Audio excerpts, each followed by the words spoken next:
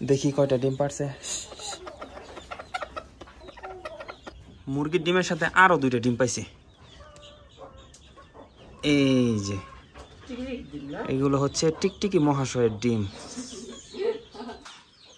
আমাদের দেশি মুরগির ডিম পাড়ানোর জন্য বা কুচে বসানোর জন্য এই যে এইভাবে ফলের ক্যারেট দিয়ে অনেকগুলো মানে বসার স্থান করে দিয়েছি, মুরগির যাতে সুবিধা হয়।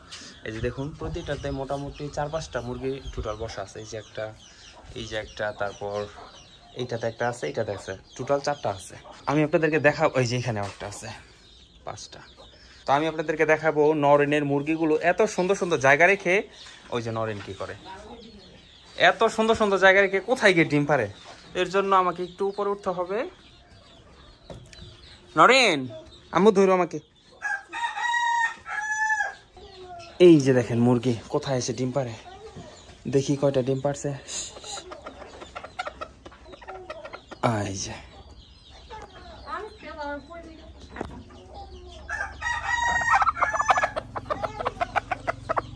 মা, এই যে আপনার আদরের মুরগি দেখেন 4টা ডিম পারছে। কই ডিম নাও, 4টা না গো মাগো, অনেকগুলা। এই যে দেখেন মুরগি কোথায় এসে ডিম পারে, নিচে এত সুযোগ সুবিধা রেখে, এত টেকনোলজি রেখে সে এইখানে এসে ডিম পারে।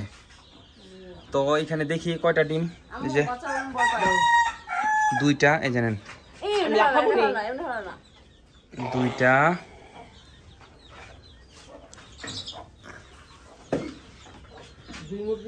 এত প্রযুক্তি, এত টেকনোলজি রেখে মুরগি আমাদের কারে এসে ডিম পারে। 2টা, কয়টা হইলো, 4টা, এই যে আরেকটা, 5টা।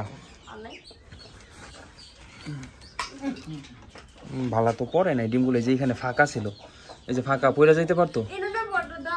আচ্ছা হ্যাঁ, আচ্ছা আমি দেখতেছি। মুরগির ডিমের সাথে আরো 2টা ডিম পাইছে। এই যে এগুলো হচ্ছে টিকটিকি মহাশয়ের ডিম। কোর্সা বসা দিলে 2টা টিকটিকি, সফল টিকটিকি বাচ্চা পাবো আমরা।